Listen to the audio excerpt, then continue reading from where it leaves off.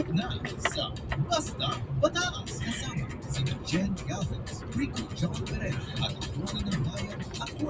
Edward Chino. Samahan ang Basta Batas sa bago nitong time slot tuwing Sabado alas 2 ng hapon sa mga pinipilian ng Vanguard Radio Network kasama ang Big Sound FM at Big Radio ng WA DCXO-AM at 3095 DWMG-AM. Mapapanood at mapapakinggan na rin tuwing Sabado sa 1PH, True TV at True FM simula alas 2 ng hapon. Sundan mo sa Facebook, YouTube, TikTok, Spotify at X. Hindi mo lang, ibasta batas mo.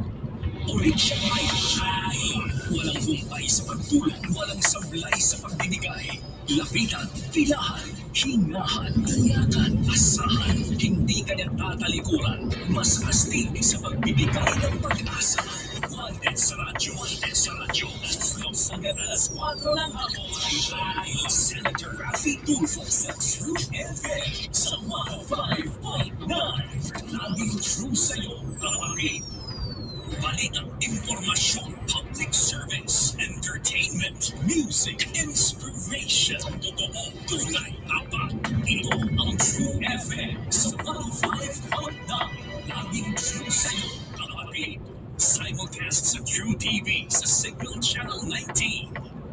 Wanted sa radyo sa True FM sa 105.9. Wanted sa radyo. 3:41 po ng hapon si Ma'am Alicia Muhi at humihingi sila ng tulong na mabigyan po ng hustisya yung sanapit ng kanyang kapatid. Nawala daw po ito noong August 7, 2025 pa, idol. At nito lang daw po March 26, 2026 alas 5 ng hapon sa may barangay Dulao, Bago City, Negros Occidental. Sa kanilang likod bahay, may natagpuan daw bumbong at kalansay. At kinilala nila itong kapatid niya dahil sa pustiso at damit nito.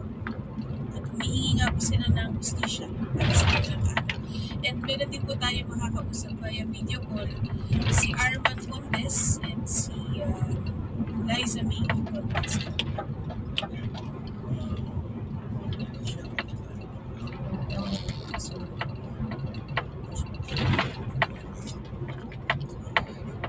So, matagal ng missing. Since when pa ulit? Yung August 7 po, 2025 po. March 26 po na po. Ano po paalam niya sa